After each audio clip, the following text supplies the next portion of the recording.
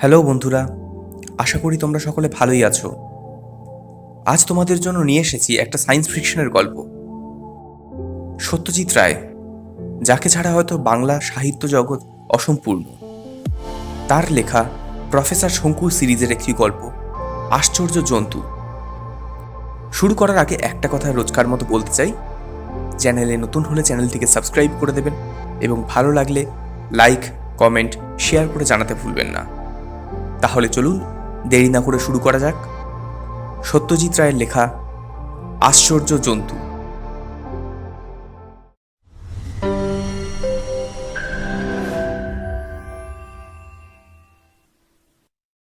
August ৭। আজ একটা আশ্চর্য দিন। সকালে প্রহ্লাদ যখন বাজার থেকে ফিরল তখন দেখি ওর হাতে একটার জায়গায় দুটো থলি। জিজ্ঞাসা করাতে বলল, দাঁড়ান বাবু, বাজারের থলিটা আগে দেখে আসি, আপনার জন্য একটা জিনিস আছে, দেখলে চমক লাগবে। আমার ৩৩ বছরের পুরনো প্রৌঢ় চাকর আমাকে চমকে দেওয়ার মতো কিছু আনতে পারে ভেবে আমার হাসি পেল। কি এনেছে সে থলি করে?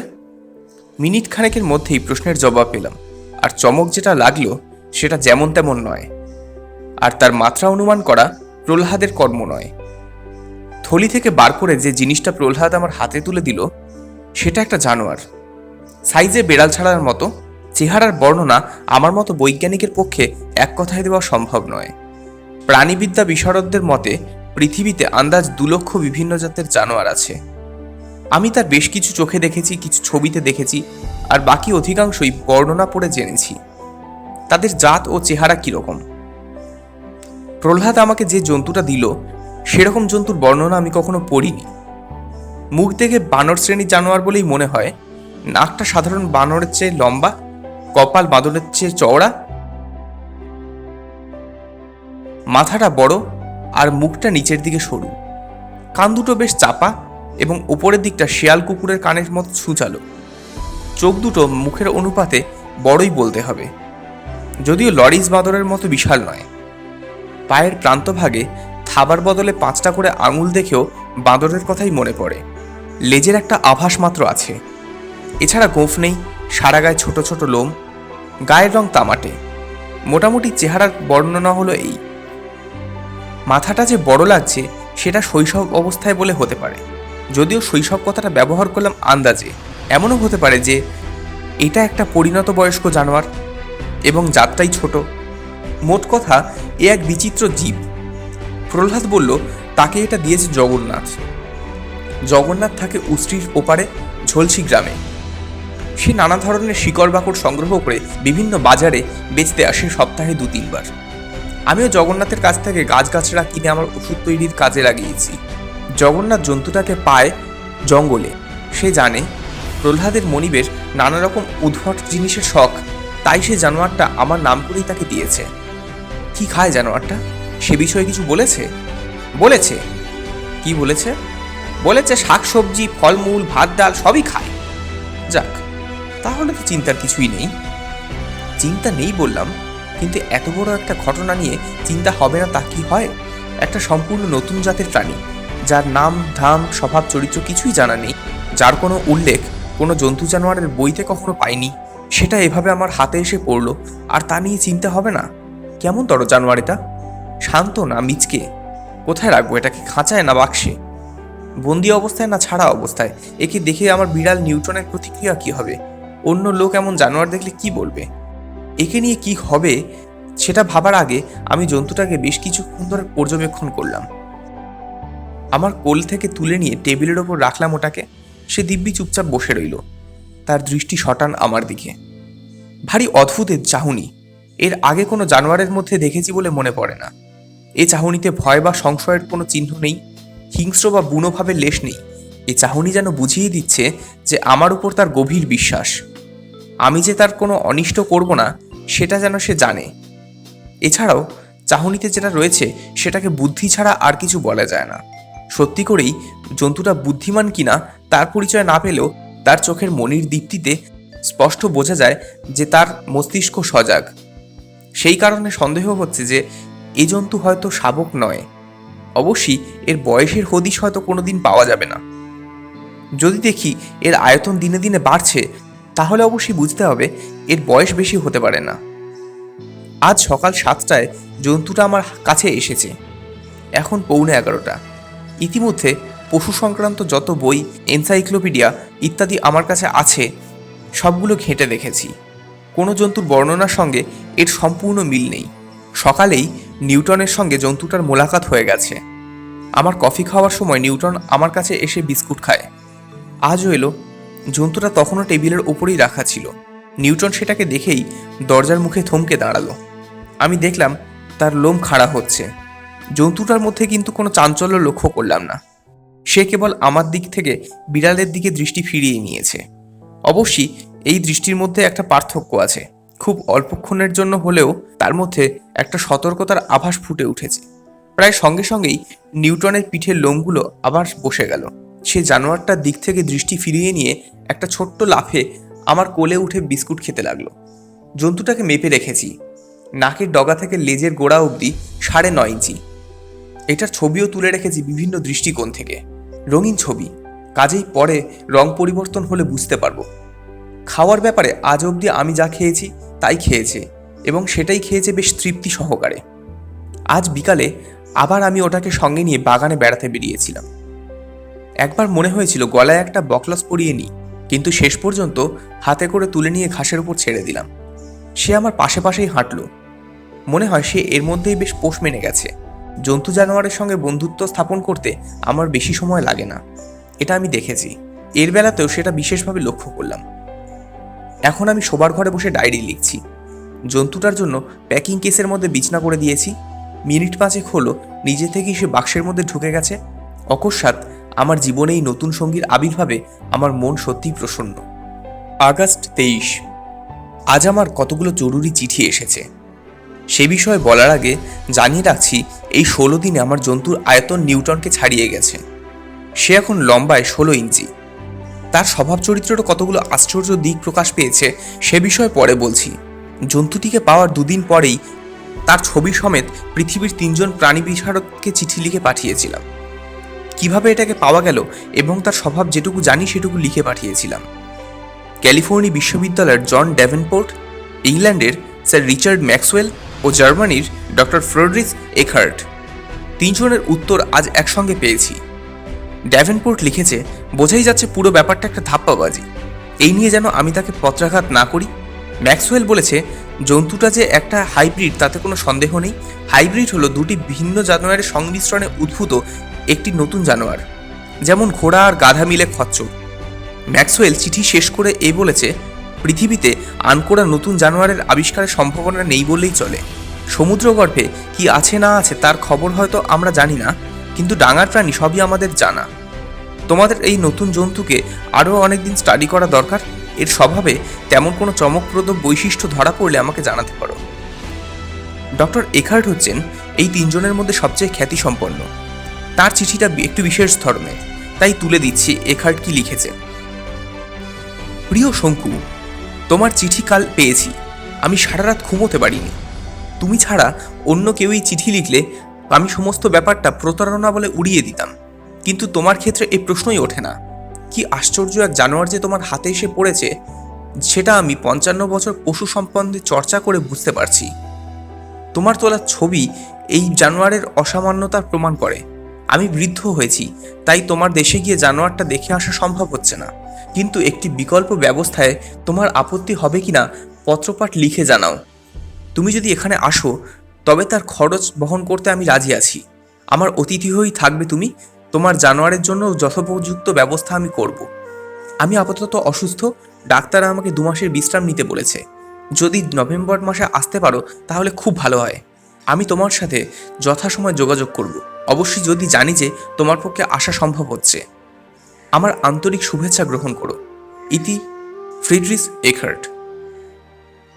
আমি একে জানিয়ে দেব যে আমার যাওয়ার ইচ্ছা আছে, অবশ্যই যদি আমার জন্তু বহাল তবিয়াতে থাকে।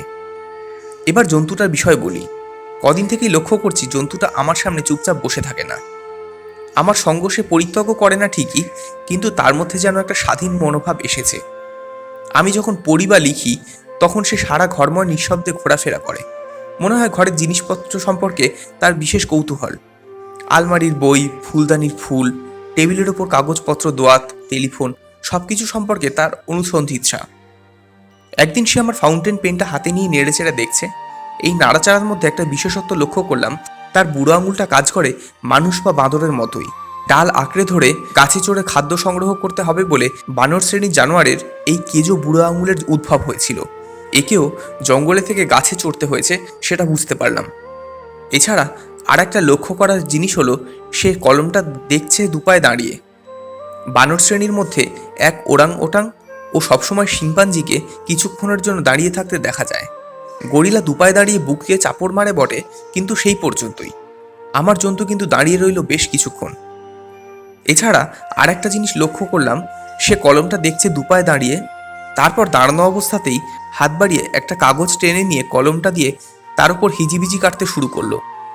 আমার 40 বছরের পুরনো অতি প্রিয় ওয়াটারম্যান কলম, পাছে তার নিবটাই জন্তুর হাতে পড়ে নষ্ট হয়ে যায়, তাই বাধ্য হয়ে সেটাকে উদ্ধার করার উদ্দেশ্যে সোফা ছেড়ে উঠে এগিয়ে গেলাম।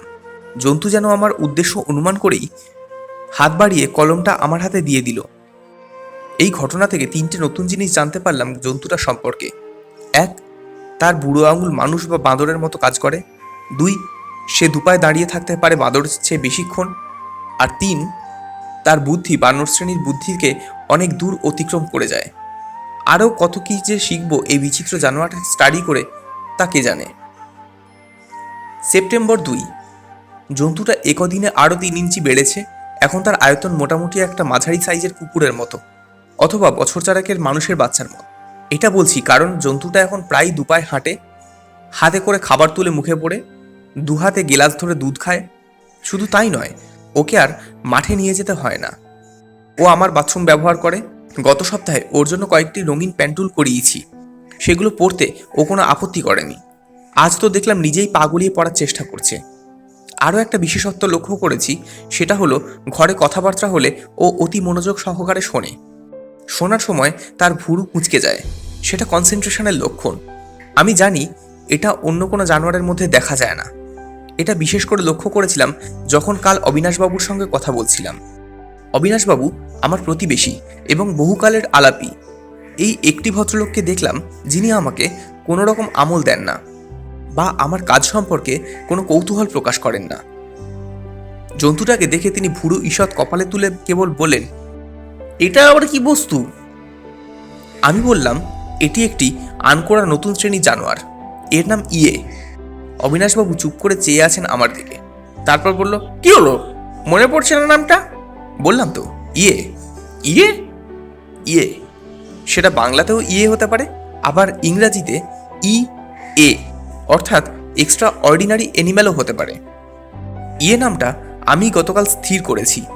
ইয়ে বলে 2-1বার ডেকেও দেখেছি, সঙ্গে সঙ্গে মাথা ঘোরানো থেকে মনে হয় সে ডাকে সাড়া দিচ্ছে। বাহ, বেশ নাম হয়েছে, বললেন অবিনাশবাবু। কিন্তু এ কিছু করবে টরবে না তো?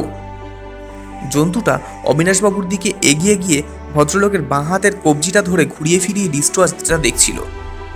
আমি বললাম, আপনি কিছু না করলে নিশ্চয়ই কিছু করবে না। তা এটাকে এখানেই রাখবেন না জু গার্ডেন দিয়ে দেবেন? আপাতত এখানেই রাখবো, এবং আপনাকে একটাই অনুরোধ করব। কি? আমার এই নতুন সম্পত্তিটি সম্পর্কে দয়া করে কাউকে কিছু বলবেন না। কেন?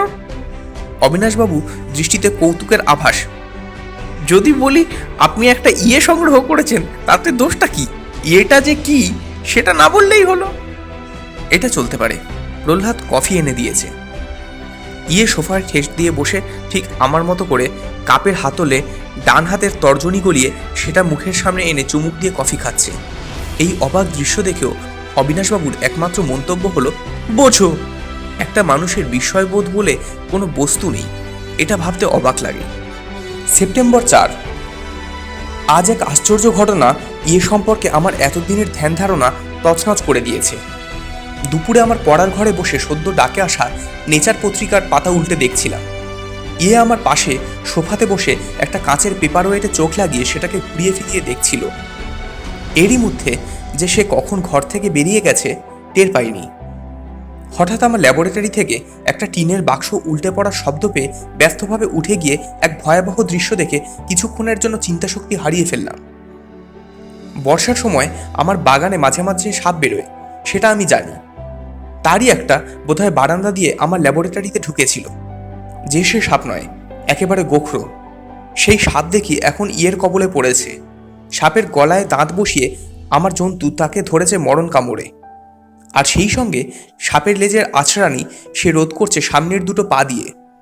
ঘটনাটি চলল 1 মিনিটের বেশি সময় ধরে নয়। কারণ এই আসুরিক আক্রমণ যে সাপকে সহজেই পরাস্ত করবে তাতে আশ্চর্যের কিছু নেই। থ্যাঁতলানো মরা সাপটাকে ছেড়ে দিয়ে এবার ইয়ে পিছিয়ে এলো। বিজয় গর্বে তার দ্রুত নিঃশ্বাস পড়ছে, সেটা আমি ঘরের বিপরীত দিক থেকেও শুনতে পাচ্ছি। কিন্তু আশ্চর্য এই যে ইয়ের দাঁত আমি আগে পরীক্ষা করেছি। সে দাঁত দিয়ে এই কাজটা করা অসম্ভব, কারণ মাংসাশী জানোয়ারের তীক্ষ্ণ সদন্ত বা কুকুরে দাঁত ইয়ের ছিল না। আবার সাপের দেহে যেরকম ক্ষতবিক্ষত হয়েছে, সে কাজটা করার মতো তীক্ষ্ণ নখ, যাকে ইংরাজিতে বলে ক্ল, সেও এ জন্তুর ছিল না। প্রহ্লাদকে ডেকে সাপটা ফেলে দিতে বলে আমি ইয়ের দিকে এগিয়ে গেলাম। ইয়ে, তোমার মুখটা হাঁ করো দেখি। বাধ্য ছেলের মতো এই আশ্চর্য জন্তু এক কথায় আমার আদেশ পালন করল। না, দাঁত তো আগে ছিল না। হঠাৎ এর আবির্ভাব হলো কি করে? 4 পায়ের 20টা আঙুলে যে তীক্ষ্ণ নখ এখন দেখলাম, সে নখও আগে ছিল না। কিন্তু বিস্ময়ের এখানেই শেষ নয়। 10 মিনিটের মধ্যে নখ ও দাঁত আবার স্বাভাবিক অবস্থায় ফিরে এলো। পশুবিজ্ঞান এই রহস্যের কোনো কিনারা করতে পারবে কি? মনে হয় না। নভেম্বর 1, কাল জার্মানি রওনা হব। আমাকে যেতে হবে ফ্র্যাঙ্কফুর্ট থেকে আন্দাজ 70 কিলোমিটার উত্তর পশ্চিমে কোবলস্টন শহরে। এখার্টকে গত কমাসের ঘটনাবলী জানিয়ে চিঠি লিখেছিলাম। সে দ্বিগুণ উৎসাহে আমাকে আমন্ত্রণ জানিয়েছে। যাতায়াতের সব ব্যবস্থা হয়ে গেছে। 7 দিন আমি এখার্টের অতিথি হয়ে থাকব। ইয়ের আয়তন গত 1.5 মাসে আর বাড়েনি, যদিও তার বুদ্ধি উত্তরোত্তর বেড়েই চলেছে। আজকাল মাঝে মধ্যে সে বই হাতে নিয়ে নাড়াচাড়া করে। তাকে চতুষ্পদ বলতে দ্বিধা হয়, কারণ অধিকাংশ সময় সে দুপায়ে হাঁটে। পর্যবেক্ষণের ফলে আরও যে কয়েকটি তথ্য ইয়ে সম্পর্কে জানা গেছে, সেগুলো লিপিবদ্ধ করছি। বদলে যাওয়া পরিবেশের সঙ্গে দ্রুত খাপ খাইয়ে নেওয়ার আশ্চর্য স্বাভাবিক ক্ষমতা আছে এ জন্তু। সে জঙ্গল থেকে এলেও মানুষের মধ্যে বসবাস করে তার স্বভাব দিনে দিনে মানুষের মতো হয়ে গেছে। 2, গোখরোর ঘটনা থেকে এটাই প্রমাণ হচ্ছে যে শত্রুকে পরাস্ত করার অদ্ভুত ক্ষমতা প্রকৃতিই জানোয়ারকে দিয়েছে। বেজির স্বাভাবিক ক্ষমতা আছে সাপকে বেকায়দায় ফেলার। এ ব্যাপারে বেজির নখ ও দাঁত তাকে সাহায্য করে। ব্যাঙের সে ক্ষমতা নেই, তাই ব্যাঙ সহজেই সাপের শিকারে পরিণত হয়। একদিন হঠাৎ যদি সাপের বিরুদ্ধে লড়ার জন্য ব্যাঙের নখ ও দাঁত গজায়, তাহলে সেটা যত আশ্চর্যের ঘটনা হবে, আমার জন্তুর সহসা নখদন্ত উৎকমও সেই রকম আশ্চর্য ঘটনা। আমি জানি আবার যদি তাকে সাপের সামনে পড়তে হয়, তাহলে আবার তার নখ ও দাঁত গজাবে। এই জানোয়ারের জাতটাই হয়তো বোবা, কারণ এই কমাসে একটি বারের জন্য সে কোনো রকম শব্দ করেনি। নভেম্বর 5, ইয়ে আরেকবার চমকে দিয়েছে আমাকে। আমি ওর জন্য একটা বাক্স তৈরি করিয়ে নিয়েছিলাম, যেটা এয়ারওয়েজ কর্তৃপক্ষের সঙ্গে বিশেষ ব্যবস্থা করে প্লেনের লেজের দিকে কেবিনের মধ্যে রাখা হয়েছিল। ফ্র্যাঙ্কফুর্ট পৌঁছানোর 10 মিনিট আগে আমি ইয়ের কাছে গিয়েছিলাম তাকে একটা গরম কোট পরিয়ে দেবো বলে। গিয়ে দেখি ইয়ের চেহারা বদলে গেছে। তার সর্বাঙ্গে প্রায় 3 ইঞ্চি লোম গজিয়ে তাকে বরফের দেশে বসবাসের উপযুক্ত করে দিয়েছে। অবস্থা বুঝে ব্যবস্থা আরও একটা জলজান্ত প্রমাণ। ফ্র্যাঙ্কফুর্টে নেমে দেখি 80 বছরের বৃদ্ধ ডক্টর এখার্ট নিজেই এসেছে আমাকে রিসিভ করতে। এয়ারপোর্টে আর ইয়েকে বাক্স থেকে বের করলাম না, কারণ ওরকম সৃষ্টি ছাড়া জানোয়ার দেখলে যাত্রীদের মধ্যে হইচই পড়ে যাবে। এখার্ট অবশ্যই পুলিশের বন্দোবস্ত করে রেখেছিল। তাছাড়া কোনো সাংবাদিক বা ফটোগ্রাফারকে আমার আসার সংবাদটা দেননি। এখার্টকে দেখে বলতে বাধ্য হলাম যে তার বয়স যে 80 সেটা বোঝার উপায় নেই। সত্যি বলতে কি 50-55 বেশি মনে হয় না। এখার্ট হেসে বলল যে সেটা জার্মানির আবহাওয়ার গুণ। পথে গাড়িতে ভদ্রলোককে ইয়ের লোম গজানোর খবর দিলাম। এখার্ট বললেন, তোমার জানোয়ারের বিষয় যতই শুনছি তত আমার বিস্ময় বাড়ছে। আমি ইচ্ছা করেই অন্য কোনো প্রাণীবিদ বা বৈজ্ঞানিককে তোমার আসার খবরটা দিইনি, কারণ তাদের সাথে কথা বলে বুঝেছি যে তারা ভারতের পাশ্চাত্য বিজ্ঞান চর্চা ব্যাপারটা বিশেষ শ্রদ্ধার চোখে দেখে না। তাদের কাছে ইন্ডিয়া এখনও রোপ ট্রিক আর স্নেক চার্মারের দেশ। 1 ঘন্টার মধ্যেই আমরা কোবলস্টনে পৌঁছে গেলাম। শহরের বাইরে অত্যন্ত মনোরম পরিবেশে এখার্টের বাসস্থান। আমি জানতাম যে এখার্টের পরিবার জার্মানির সবচেয়ে সম্ভ্রান্ত পরিবারের অন্যতম। বাড়ির ফটকে স্লস এখার্ট অর্থাৎ এখার্ট কাসেলস ফলক তার সাক্ষ্য বহন করে রেখেছে। কাসেলসের চারদিক ঘিরে নানা গাছে ভরা বিস্তীর্ণ বাগান, তাতে গোলাপের ছড়াছড়ি। বাড়িতে প্রবেশ করার আগেই এখার্ড জানিয়ে দিলেন যে তার স্ত্রী বছর চারেক হলো মারা গেছেন। এখন বাড়িতে থাকেন চাকর বাকর ছাড়া এখার্ড নিজে আর একজন মহিলা সেক্রেটারি। সদর দরজা দিয়ে ঢুকেই মহিলাটির সাথে আলাপ হলো। নাম এরিকা ওয়াইস। চেহারায় ব্যক্তিত্বের প্রকাশ পেলেও তার মধ্যে একটা উদাস ভাব লক্ষ্য করলাম। বাড়িতে ঢুকেই প্রথমেই বাক্স থেকে ইয়েকে বের করলাম। সে তৎক্ষণাৎ করমর্দনের ভঙ্গিতে এখাটের দিকে হাত বাড়িয়ে দিল। ব্যাপারটা সম্পূর্ণ অপ্রত্যাশিত বলে হয়তো এখাটের হাতটা তৎক্ষণাৎ প্রসারিত হলো না। সেই অবসরে ইয়ে হাত বাড়িয়ে এগিয়ে গেলেন সেক্রেটারির দিকে। শ্রীমতী ওয়াইসের চোখে বিস্ময় ও পুলকের দৃষ্টি আমি ভুলব না। জানোয়ারের প্রতি প্রকৃত মমত্ববোধ না থাকলে এ জিনিস হয় না। এখার্ড বললেন, আমার কুকুর দুটোকে আপাতত বন্দি রেখেছি, কারণ তোমার এ জানোয়ার দেখে তাদের কি প্রতিক্রিয়া হবে বলা মুশকিল। আমি বললাম, আমার বিশ্বাস তোমার কুকুর যদি সভ্যভাব্য হয় তাহলে কোনো দুর্ঘটনা ঘটবে না, কারণ আমার বিড়াল আমার জন্তুকে খুবই সহজভাবে গ্রহণ করে। হাঁটতে হাঁটতে বৈঠকখানায় গিয়ে ঢুকতেই একটা দৃশ্য দেখে কেমন যেন থমকে গেলাম। এ কি প্রাণীতত্ত্ববিদের বাড়ি নাকি প্রাণী হত্যাকারীর? ঘরের চারদিকে এত জন্তু জানোয়ারের স্টাফ করা মাথা আর দেহ শোভা পাচ্ছে কেন? এখাট হয়তো আমার মনের ভাবটা আন্দাজ করেই বলল, আমার বাবা ছিলেন নামকরা শিকারী, এসব তারই কীর্তি। এই নিয়ে বাপের সঙ্গে আমার বিস্তর কথা কাটাকাটি হয়েছে। ইয়ে ঘুরে ঘুরে জন্তু জানোয়ারগুলো দেখছিল। চা আসার পরে সেও আমাদের সঙ্গে সোফায় বসে পেয়ালা হাতে নিয়ে চুমুক দিতে লাগলো। এখাটের দৃষ্টি বরাবর তার দিকে চলে যাচ্ছে, সেটা আমি লক্ষ্য করছিলাম। ইয়ে তো ভারতীয় ভেলকি বা ধাপ্পাবাজি নয়, সেটা আশা করিও বুঝেছে, কিন্তু 80 বছর বয়সে যে এমন স্বাস্থ্য কি করে রেখেছে সেটা এখনও আমার কাছে দুর্বোধ্য। আলাপ আরেকটু জমলে পরে এর রহস্যটা কি সেটা জিজ্ঞেস করতে হবে। চা পান শেষ হলে পর এখাট সোফা থেকে উঠে পড়ে বললেন, আজকের দিনটা তুমি বিশ্রাম করো, তোমার ঘর দেখিয়ে দেবে এরিকা। কাল সকালে ব্রেকফাস্টের সময় আমার এক পশুপ্রেমিক বন্ধুর সঙ্গে তোমার আলাপ হবে। আমার বিশ্বাস তাকে তোমার পছন্দ হবে। আমার দুটো সুটকেস এখার্টের ভৃত্য আগে আমার ঘরে দিয়ে গিয়েছিল। এবার কার্পেটে মোড়া বাহারের সিঁড়ি দিয়ে এরিকার সঙ্গে আমি গেলাম দোতলায়। থাকার ব্যবস্থা উত্তম। দুটি পাশাপাশি ঘর, একটিতে আমি, একটিতে ইয়ে। জানোয়ার কি খাবে জিজ্ঞাসা করাতে এরিকাকে বললাম, আমরা যা খাই তাই খাবে, ওকে নিয়ে কোনো চিন্তার ব্যাপার নেই। এরিকা শুনে একটা নিশ্চিন্ত ভাব করার পর মুহূর্তে তার চাহনির উপর যেন একটা সংশয়ের পর্দা নেমে এলো। তিনি যেন কিছু বলতে চান, কিন্তু ইতস্তত করছেন। আর কিছু বলার আছে কি? আমি আশ্বাসের সুরে প্রশ্ন করলাম, মানে ভাবছিলাম তোমার কাছে কোনো অস্ত্র আছে কি? কেন, এখানে চোর ডাকাতের উপদ্রব হয় নাকি? না, তা নয়, কিন্তু ভাবছিলাম তোমার জন্তুর তো একটা প্রোটেকশন দরকার, এমন আশ্চর্য প্রাণী। ভয় নেই, আমার পিস্তল আছে। পিস্তল? পিস্তল শুনে এরিকা ভরসা পেলেন না। বোধহয় বন্দুক কি স্টেনগান বললে হয়তো আশ্বস্ত হতেন। আমি আমার অ্যানাইহিলিন পিস্তলের মহিমা এর কাছে প্রকাশ করলাম না, শুধু বললাম, ভয় নেই, পিস্তল যথেষ্ট। ভদ্রমহিলা চাপা কণ্ঠে বিদায় জানিয়ে চলে গেলেন। মনে একটা সামান্য খটকার অনুপ্রবেশ রোধ করতে পারলাম না, যদিও জানি যে আমার পিস্তলের মতো ব্রহ্মাস্ত্র দ্বিতীয় নেই। ইয়ে ইতিমধ্যে নিজে থেকেই তার ঘরে চলে গেছে। গিয়ে দেখি সে জানলা দিয়ে বাইরের দৃশ্য দেখছে। আশা করি তার মনে কোনো উদ্বেগ নেই। এই অবলা জীবের মন বোঝা সবসময় আমার পক্ষে সম্ভব হয় না। তার যদি কোনো অনিষ্ট হয় তাহলে আমার অবস্থা শোচনীয়। এই কমাসে তার উপর গভীর মায়া পড়ে গেছে। নভেম্বর 6। আজ কতগুলো গুরুত্বপূর্ণ ঘটনা আমাকে রীতিমতো ভাবিয়ে তুলেছে। তার সাথে কিছু চমক লাগার মতো ঘটনা ঘটেছে, এবং সেটা বলা বাহুল্য ইয়েকে কেন্দ্র করে। কাসপার ম্যাক্সিমিলিয়াম হেলব্রোনার এই গালভরা নামের অধিকারী হলেন এখার্টের বন্ধু। তবে একে আমি কাসপার বলেই উল্লেখ করব, কারণ এখার্টও তাকে এই নামেই ডাকেন। একহারা ঢ্যাঙা চেহারা, মাংসের অভাবে চোয়াল ও চিবুকের হাড় বেরিয়ে মুখে একটা পাথুরে ভাব এনেছে। তার সঙ্গে রয়েছে একজোড়া ঘন ভুরু আর এক মাথা কদমছাড় চুল।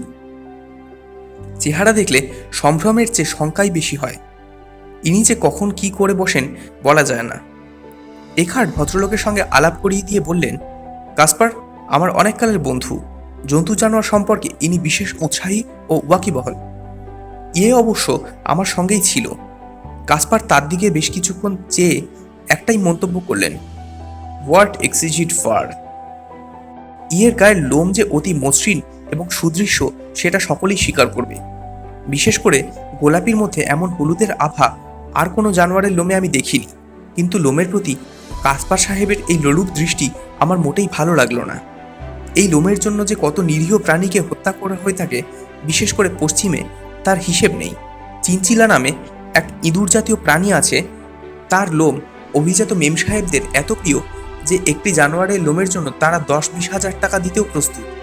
মনে মনে বললাম, হে ঈশ্বর, লোম ব্যবসায়ীদের দৃষ্টি যেন আমার এই জন্তুটির উপর না পড়ে। ব্রেকফাস্ট খেতে খেতে বাকি কথা হলো। ইয়েকে টেবিলে বসে খেতে দেখে কাসপার বললেন, আশ্চর্য ট্রেনিং দিয়েছো তো তোমার জানোয়ারকে, এই যে দেখছি শিম্পাঞ্জিকেও হার মানায়। আমি বলতে বাধ্য হলাম যে ইয়ে যা করছে কোনোটাই আমি তাকে শেখাইনি। আসলে পর্যবেক্ষণ ও অনুকরণের ক্ষমতা অসাধারণ। পরিবর্তিত পরিবেশের সঙ্গে তৎক্ষণাৎ খাপ খাইয়ে নেওয়ার কথাটা তুমি বলেছিলে, তার কোনো নমুনা দেখাতে পারবে? আমি মৃদু হেসে বললাম, আমি তোকে ডেমনস্ট্রেশন দেওয়ার জন্য আনিনি। সেটা যদি তোমার সামনে আপনা থেকেই ঘটে তাহলে দেখতে পাবে। আসলে সব প্রাণীকেই প্রকৃতি আত্মরক্ষার কতগুলো উপায় সমেত সৃষ্টি করে। বাঘের গায়ে ডোরা আর বুটি তাদের জঙ্গলের গাছপালার মধ্যে প্রায় অদৃশ্য হয়ে মিশে থাকতে সাহায্য করে। তাছাড়া এক জানোয়ার যাতে সহজে অন্য জানোয়ারের শিকার না হয় তারও ব্যবস্থা থাকে। সজারুর কাঁটা অনেক জাদ্রেল জানোয়ারকেও বেকায়দায় ফেলে দেবে। অনেক জানোয়ারের গায়ে উগ্র গন্ধ তাদের শত্রুর হাত থেকে বাঁচিয়ে রাখে। যারা অপেক্ষাকৃত নিরীহ জানোয়ার, যেমন হরিণ বা খরগোশ, প্রকৃতি তাদের দিয়েছে দ্রুতবেগে পলায়ন ক্ষমতা। অবশ্যই এই নিয়মেরও ব্যতিক্রম আছে। সব জানোয়ার শত্রুর হাত থেকে সমান নিরাপদ নয়। তুমি বলছো তোমার এই জন্তু আত্মরক্ষার উপায় জানে? প্রশ্ন করলে কাসপার। আমি বললাম, তার দুটো পরিচয় আমি পেয়েছি। গোখরো সাপের আক্রমণ থেকে সে নিজেকে বাঁচিয়েছে তা নয়, সাপকে সে যুদ্ধে পরাজিত করেছে। আর শীতের প্রকোপ থেকে সে কিভাবে নিজেকে বাঁচিয়েছে সে তো চোখের সামনেই দেখতে পাচ্ছ। আত্মরক্ষার তাগিদেই ক্রম বিবর্তনের ফলে যে পৃথিবীর প্রাণীর রূপ পাল্টাচ্ছে সে তো তোমার জানাই। জলের যখন অভাব হলো তখন আদিম জলচর প্রাণী প্রথম হলো উভচর, তারপর স্থলচর। সরীসৃপের ডানা গজিয়েই হলো প্রথম উড়ন্ত জানোয়ার, সেও তো প্রকৃতির বদলের জন্যই। এসব পরিবর্তন হতে কোটি কোটি বছর লেগেছিল। পরিবর্তিত অবস্থার সঙ্গে খাপ খাইয়ে নেওয়াটা চোখের নিমেষে হয় না, কিন্তু তোমার জানোয়ারের ক্ষেত্রে সেটাই হয়েছে, বলল কাসপার। তাই তো দেখলাম চোখের সামনে। কথাটা কাসপারের বিশ্বাস হলো বলে মনে হলো না। আমি ভেবেছিলাম এখার্ট আমাকে সাপোর্ট করবে, কিন্তু তাকেও ভ্রুকুঞ্চিত দেখে কিঞ্চিত বিস্মিত হলাম। প্রাতরাশের পরে এখার্ট প্রস্তাব করলেন তার বিস্তীর্ণ বাগানে একটু ঘুরে দেখে আসার জন্য। রাত্রে তুষারপাতের ফলে সেই বাগান এখন বরফের গালিচা বিছানো রয়েছে, যেটা সকালে উঠে জানলা দিয়ে দেখেছি। আমি প্রস্তাবে আপত্তি করলাম না। বাগানটা যে কতখানি জায়গা জুড়ে আছে তা আমার ধারণা ছিল না। অবশ্যই সবটাকেই বাগান বললে ভুল করা হবে। ফুল গাছের পাট কিছু দূর গিয়েই শেষ হয়ে গেছে, তারপর সবই বড় বড় গাছ, তার মধ্যে অধিকাংশই পাইন জাতীয়। এটাকে বন বললেই ঠিক বলা হবে। আমি এখার্টকে প্রাণীতত্ত্ব বিষয়ে একটা প্রশ্ন করতে যাচ্ছিলাম, এমন সময়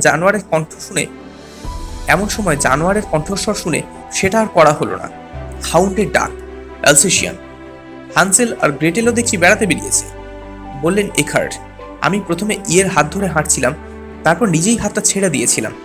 এখন তার দিকে আর চোখে চেয়ে দেখি তার ভুরু কুঁচকে গেছে। এবার প্রায় 100 গজ দূরে কুকুর দুটোকে দেখতে পেলাম। দুটোরই গলায় বকলস, চামড়ার দড়ি, এখার্টের চাকরের হাতে ধরা। কুকুর আর আমরা পরস্পরের দিকে এগিয়ে চলেছি। দূরত্ব যখন আন্দাজ 30 গজ, তখন অ্যালসেশিয়ান দুটো থেমে গেল। তাদের দৃষ্টি শটান ইয়ের দিকে। আমরা চারজনই থেমে গেছি। আমি ইয়ের দিকে এগিয়ে গিয়ে তার হাতটা ধরে নিলাম। কাসপার ও এখার্ট বুঝতেই পারছি ঘটনাটা কোন দিকে যায় সেটা দেখার জন্য অপেক্ষা করছে। দুটো কুকুরের দড়িতেই যে টান পড়ছে সেটা আমি লক্ষ্য করছিলাম, আর সেই সঙ্গে মৃদু হুঙ্কারও শুনতে পাচ্ছিলাম মাঝে মাঝে। হঠাৎ প্রচণ্ড হ্যাঁচকা টানে এখার্টের ভৃত্যকে বরফের ওপর ফেলে দিয়ে হানসেল আর গ্রেটেল ছুটে এলো আমাদের দিকে। আর ঠিক সেই মুহূর্তে আমার হাতে একটা টান অনুভব করাতে দেখলাম ইয়ে বিদ্যুৎ বেগে বাঁ দিকে ছুটে গিয়ে তুষার ভূমিতে ঝোপের পিছনে অদৃশ্য হয়ে গেছে। সে ভয় পেয়েছে। এই জোড়া প্রতিদ্বন্দ্বীকে পরাস্ত করার ক্ষমতা প্রকৃতি তাকে দেয়নি। প্রায় যন্ত্রের মতো আমিও ছুটে গেলাম ইয়ের পিছনে পিছনে, আর আমার পিছনে এখার্ট ও কাসপার। কুকুর দুটো হিংস্র চাহনি আমি আগেই লক্ষ্য করেছিলাম। এবার দেখলাম শিকারের লোভে তারা পাগলের মতো ছোটাছুটি। তারা হন্যে হয়ে খুঁজছে আমার জন্তুটাকে। আমি প্রমাদ গুনলাম। বাধ্য হয়ে চেঁচিয়ে বলতে হলো, দোহাই ডক্টর এখার্ট, আপনার কুকুর দুটোকে থামান। ইম্পসিবল, রুদ্ধ স্বরে বললেন এখার্ট। এই অবস্থায় ওদের থামানো ভগবানেরও অসাধ্য। কিন্তু আশ্চর্য ব্যাপার, যেদিকে গিয়েছিল সেদিকেই গিয়েছে কুকুর দুটো, কিন্তু আমার সেই পোষা অনুগত জানোয়ারের কোনো চিহ্নই নেই। প্রায় 5 মিনিট উত্তম দাপাদাপির পরে হানসেন আর গ্রেটেল হাল ছেড়ে দিয়ে জিভ পার করে হাঁপাতে লাগলো, আর তাদের পরিচারক এগিয়ে গিয়ে কুকুরের গলার দড়ি হাতে তুলে নিল। ওদের বাড়ি নিয়ে যাও, হুকুম করলে এখার্ট। কিন্তু তোমার জানোয়ার কোথায় উধাও হলো? প্রশ্ন করল কাসপার। আমিও অবশ্যই সেই কথা ভাবছিলাম, অথচ আশেপাশের মাটিতে গর্ত বা গাছের কোনো ফোকর নেই যার ভিতর সে লুকোবে। কুকুর দুটো প্রায় বাড়ির কাছাকাছি পৌঁছানোর পর আত্মপ্রকাশ করলো আমার জানোয়ার, আশ্চর্য জানোয়ার। কিন্তু এ কি হয়েছে তার চেহারা? সে কি এতক্ষণ বরফে গড়াগড়ি খেয়েছে? না, তা নয়। তার গায়ের রং, তার চোখের মণি, মাথার থেকে পা পর্যন্ত সর্বাঙ্গ হয়ে গেছে ধবধবে সাদা। সে এখন যেন একটা তুষার পিণ্ডের সামিল। এই অবস্থায় প্রকৃতিতে তাকে খুঁজে পাওয়া অসম্ভব। গড ইন হিমেল, চেঁচিয়ে উঠলে কাসপার। হ্যাঁ, ঈশ্বরের নাম উচ্চারণ এই অবস্থাতে করা স্বাভাবিক। এমন আশ্চর্য ঘটনা এই 2 জার্মান নিশ্চয়ই কখনো দেখেননি। আমরা 4 জন আবার এখার্ট কাসেলে ফিরে এলাম।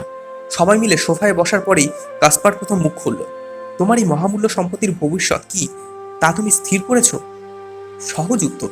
বললাম, আমি যতদিন বেঁচে থাকবো ততদিন ও আমার কাছেই থাকবে। ও আমার সঙ্গী। কয়েক মাসে ওকে আমি প্রতিপালন করেছি। কিন্তু বৈজ্ঞানিক হিসাবে বিশ্বের প্রাণীবিদদের প্রতি তোমার কোনো দায়িত্ব নেই? তাদের কাছ থেকে লুকিয়ে রাখতে চাও তোমার এই জন্তুকে? লুকিয়ে রাখতে চাইলে আমি তাকে এখানে নিয়ে এসেছি কেন? ভবিষ্যতে তাকে কেউ দেখতে চাইলে আমার দেশে আমার বাড়িতে আসতে পারে। আমার দরজা খোলাই থাকবে। জন্তু আমার কাছে নিরাপদে থাকবে। এখানে এনে কি হলো তা তো দেখলেন। এরকম ঘটনা যে আরও ঘটবে না তার কি বিশ্বাস? কোনো পশুশালায় রাখতে আপত্তি কি? সেটা রাখলে আমার নিজের দেশের পশুশালাতেই রাখবো। কলকাতার চিড়িয়াখানা নেহাত নিন্দের নয়। কাসপার উঠে দাঁড়ালে। ঠিক আছে, আমি তাহলে আসি। আমার একটা প্রস্তাব ছিল, সেটা বোধহয় তুমি গ্রহণ করবে না। আমি আর এখার্ট মিলে তোমাকে 20,000 মার্কিন ডলার দিতে রাজি আছি তোমার এই জন্তুর জন্য। আমাদের দিলে সারা পৃথিবীতে ওর অস্তিত্ব জানতে পারবে। তার ফলে তোমারও নাম অমর হয়ে থাকতো। কারণ তুমি যে ওটা দিয়েছো আমাদের, সে কথা আমরা গোপন রাখতাম না। তুমি ঠিকই অনুমান করেছো, এই প্রস্তাব আমি গ্রহণ করতে পারবো না। কাসপারের সঙ্গে এখার্টও বেরিয়ে গেলেন, বোধহয় বন্ধুকে গাড়িতে তুলে দিতে। সঙ্গে সঙ্গে ঘরে তৃতীয় ব্যক্তির আবির্ভাব হলো। শ্রীমতী এরিকা ওয়াইজ, চোখে মুখে গভীর উদ্বেগের চিহ্ন। তুমি একা আছো, বললেন শ্রীমতী ওয়াইজ। তাই তোমাকে একটা কথা বলতে চাই। প্রাণীবিদ এখার্টের মৃত্যু হয়েছে 1 মাস আগে। তিনিই তোমাকে প্রথম চিঠি লিখেছিলেন। ইনি তার ছেলে, এরও নাম ফ্রিডরিশ। ইনি শিকারী, জন্তু জানোয়ারের প্রতি বিন্দুমাত্র মমতা নেই। তুমি কালই চলে যাও এখান থেকে। আমি তোমার টিকিটের বন্দোবস্ত করে দেব। এখানে থাকা তোমার পক্ষে নিরাপদ নয়। কিন্তু তুমি তাহলে কার সেক্রেটারি? এর নয়, এর বাবার। আমি কতগুলো কাজ শেষ করে 1 সপ্তাহের মধ্যেই চলে যাব। আর কাসপার ভদ্রলোকটি ওডিয়ন সার্কাসের মালিক। সার্কাসের সঙ্গে একটা পশুশালাও আছে। তাতে নানা রকম উদ্ভট জানোয়ার। বাইরে জুতোর শব্দ। এরিকা পাশের দরজা দিয়ে নিঃশব্দে প্রস্থান করল। তোমাকে আজ আর বিরক্ত করব না, ঘরে এসে বললেন এখার্ট। আমাদের প্রস্তাবটা ঠান্ডা মাথায় ভেবে দেখো। কাল সকালে আবার তোমার সঙ্গে বসবো। এখার্ট চলে গেলেন। এতক্ষণে ইয়ের দিকে দৃষ্টি দিইনি। এবার চেয়ে দেখি সে পূর্ণ অবস্থায় ফিরে এসেছে। রাত 11টা বাজে। ইয়ের ঘরে গিয়ে দেখে এসেছি সে ঘুমোচ্ছে। আজকের অভিজ্ঞতাটা কি তার কাছে একটা বিভীষিকা, নাকি এ জাতীয় ঘটনা উপভোগ করে সে? যে কোনো প্রাণী জন্মগ্রহণ করে 2টো উদ্দেশ্য নিয়ে। 1 হলো আত্মরক্ষা, আর 2 খাদ্য আহরণ করে দেহের পুষ্টি সাধন করা। দ্বিতীয়টার ব্যাপারে ইয়ে আপাতত কোনো সমস্যা নেই, অন্তত আমার কাছে সে যতদিন আছে। আর প্রথমটি যে অনায়াসই সে করতে সক্ষম তার প্রমাণ তো পাওয়াই গেছে। কিন্তু প্রশ্ন হলো, আজ এরিকা যে বিপদের কথা বললেন সেটা কি ধরনের বিপদ? জানোয়ারের সঙ্গে ইয়ে যুঝতে পারে, কিন্তু মানুষের চক্রান্তের বিরুদ্ধে তার শক্তি কতটুকু তা আমার জানা নেই। এ বিষয়ে ভাবা যাবে। দেখি কোথার জল কোথায় গিয়ে দাঁড়ায়। নভেম্বর 7। কাল রাতের চরম শিহরণ জাগানো ঘটনা আর তার অদ্ভুত পরিসমাপ্তির কথা কোনোদিন ভুলব না। কাল 11টায় শুয়ে পড়লেও ঘুম আসতে দেরি হয়েছিল। এখার্টের প্রতারণার ব্যাপারটা বারবার মনের মধ্যে মোচড় দিচ্ছিল। বোঝাই যাচ্ছে তার বাপের মৃত্যুর সুযোগ নিয়ে সে আমার জন্তুটিকে হাত করার লোভে আমাকে এখানে আনিয়েছে। সে আমাকে যাতায়াতের খরচা দেবে বলেছিল, এখনো দেয়নি। হয়তো ভেবেছিল জন্তুর জন্য 20,000 মার্কিন ডলার দিলে সেটা পুষিয়ে যাবে। সে টাকা যে আমি নেব না, সেটা কি এখার্ট ভেবেছিল? ঘুমটা এলো একেবারে ম্যাজিকের মতো। বাইরে সিঁড়ির নিচে গ্র্যান্ডফাদার ক্লকে 12টা বাজতে আরম্ভ করলো, সেটা শুনছি, কিন্তু শেষ হওয়াটা আর শুনিনি। অর্থাৎ এর মধ্যেই আমি ঘুমিয়ে পড়েছি। ঘুমটা ভাঙলো মধ্যরাতে। প্রথমে মনে হলো ভূমিকম্প হচ্ছে, তারপর বুঝলাম আমার শরীরটাকে নিয়ে নাড়াচাড়া করা হচ্ছে। তারপরেই দেখলাম আমি বন্দি অনড়, আমাকে দড়ি দিয়ে বেঁধে ফেলা হয়েছে। আমার অ্যানাইহিলিন পিস্তল বালিশের তলায়, সেটারও নাগাল পাওয়ার জো নেই। ঘরে দেওয়াল ঘড়িতে চোখ পড়তেই দেখলাম 3:30। বাইরে পূর্ণিমার আলো, তাই হঠাৎ মনে হয়েছিল বুঝি ভোর হয়ে গেছে। ঘরে অন্তত 4-5 জন লোক, সেটা দেখতে পাচ্ছি। একজনের হাতে টর্চ, সেটা আমার দিকে ঘোরানো রয়েছে। পাশের ঘরেও পায়ের আওয়াজ পাচ্ছি। কি তাহলে? প্রফেসর শঙ্কু, তোমার আশ্চর্য যন্ত্রণা মুহূর্তের মধ্যে পরিবেশের সঙ্গে খাপ খাইয়ে নিতে পারে, আত্মরক্ষার অদ্ভুত সব উপায় নাকি চোখের পলকে উদ্ভাবন করতে পারে। এবারে বোঝা যাবে তার ক্ষমতার দৌড়। এখার্টের গলা। দরজার মুখটায় দাঁড়িয়ে আছে সে।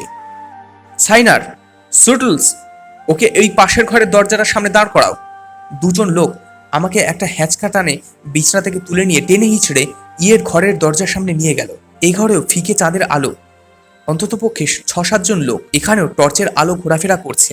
3 জন লোকের হাতে দড়ি, থলি, জাল, অর্থাৎ জানোয়ারকে ধরার যাবতীয় সরঞ্জাম। অন্য 2 জন লোকের হাতে ধাতব বস্তুর ঝলসানি থেকে বুঝলাম আগ্নেয়াস্ত্রর অভাব নেই। কিন্তু বিছনা যে খালি, সে তো দেখতেই পাচ্ছি। 2 লোক উপুর হয়ে খাটের তলায় টর্চ ফেলল। সেই মুহূর্তে ঘটল তুলকালাম কাণ্ড। একটা তীব্র ঝাঁঝালো গন্ধ দমকা হাওয়ার মতো আমার নাকে প্রবেশ করে চোখ থেকে জল বার করে দিল। ল্যাবরেটরিতে নানা রকম কেমিক্যাল নিয়ে এক্সপেরিমেন্ট করার ফলে কোনো গন্ধেই আমায় কাবু করতে পারে না, কিন্তু এই বিভৎস গন্ধের যে একটা বিশেষ ক্ষমতা আছে মানুষকে ঘায়েল করার, সেটা বুঝতে পারছিলাম। যারা এসেছিল তারা এই গন্ধ সহ্য করতে না পেরে নাকে রুমাল চাপা দিয়ে ছটফট করতে করতে ঘর থেকে বেরিয়ে গেল। এখাটও অবশ্য সেই দলে পড়েন। এরপরেই শুনতে পেলাম এখাটের চিৎকার। তিনি বাইরে কোথাও একটা জালনা দিয়ে মুখ বের করে জালনায় জমায়েত দলকে উদ্দেশ্য করে বলছেন, তোমরা অস্ত্র নিয়ে প্রস্তুত থাকো, জন্তুরা জালনা দিয়ে পালাতে পারে। আমার দৃষ্টি ঘর থেকে এক চুলও নড়েনি।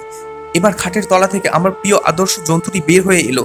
তারপর এক লাফে বাগানের জালনার সামনে পৌঁছে আর এক লাফে জালনার বাইরে লাফিয়ে পড়লো। সে কি অস্ত্রধারীদের শিকার হতে চলেছে? না, তা নয়, কারণ সংকট মুহূর্তে পালাবার একমাত্র উপায় এই জন্তু উদ্ভব করেছে তার স্বাভাবিক ক্ষমতা বলে। ক্রমবিবর্তনের ফলে অমোঘ নিয়ম লঙ্ঘন করে চোখের নিমেষে এই স্থলচর চতুষ্পদের ডানা গজিয়েছে। জালনা দিয়ে বেরিয়ে সে নিচের দিকে না গিয়ে বিস্তৃত ডানার সাহায্যে তীর বেগে উঠল উপর দিকে। আমি দৌড়ে গিয়ে জালনার উপর মুখ বাড়িয়ে দেখলাম জ্যোৎস্না ধৌত স্নাত আকাশে তার দ্রুত সঞ্চারণ পক্ষবিষ্ট দেহ ক্রমে বিন্দুতে পরিণত হচ্ছে। বাগান থেকে পরপর 2টো গুলির শব্দ পাওয়া গেল, কিন্তু এই অবস্থাতে বন্দুকের নিশানা ঠিক রাখা কোনো মানুষের পক্ষে সম্ভব নয়। নভেম্বর 17। শ্রীমতী এরিকার দৌলতে যুগপৎ আমার মুক্তি ও বন্ধু সমেত এখার্টকে পুলিশের হাতে সমর্পণ দুটোই সম্ভব হয়েছিল। গিরিটি ফেরার 7 দিন পরে খবরের কাগজে পড়লাম, নিকারাগুয়ার গভীর অরণ্যে এক পশু সংগ্রহকারী দল এক আশ্চর্য নতুন জানোয়ারের সাক্ষাৎ পেয়েছে। এই জানোয়ার নাকি দূর থেকে দাঁড়িয়ে দলের লোকেদের দিকে বারবার সেলুটের ভঙ্গিতে হাতটা তুলে কপালে ঠেকাচ্ছিল, কিন্তু তাকে যখন জাল দিয়ে ধরতে যাওয়া হয় তখন সে চোখের নিমেষে 100 ফুট উঁচু গাছের মাথায় চড়ে ডালপালার মধ্যে অদৃশ্য হয়ে যায়। পশু সংগ্রহকারী দল নাকি জানোয়ারের লোভে তাদের অভিযানের মেয়াদ বাড়িয়ে দিয়েছে। জানোয়ারের বর্ণনা থেকে তা আমারই বলে চিনতে কোনো অসুবিধা হয়নি। এতদিন মানুষের মধ্যে থেকে সে মানুষের স্বভাব আয়ত্ত করেছিল, এখন আবার জঙ্গলের পরিবেশে নিজেকে খাপ খাইয়ে নিয়েছে। কিছুদিন খোঁজার পরেই এই অভিযাত্রী দল হাল ছেড়ে দিতে বাধ্য হবে, তাতে কোনো সন্দেহ নেই। কিন্তু কি তাহলে আবার ফিরে আসবে না আমার কাছে? না এলেই ভালো হয়। যতদিন তার আয়ু ততদিন তার আশ্চর্য ক্ষমতা নিয়ে বেঁচে থাকুক। আমার বৈজ্ঞানিক মনের একটা অংশ আক্ষেপ করছে যে তাকে ভালো করে স্টাডি করা গেল না, তার বিষয়ে অনেক কিছুই জানা গেল না। সেই সঙ্গে আর একটা অংশ বলছে যে মানুষের সব জেনে ফেলার লোভে একটা সীমা থাকা উচিত। এমন কিছু থাকুক যা মানুষের মনে প্রশ্নের উদ্রেক করতে পারে, বিস্ময় জাগিয়ে তুলতে পারে।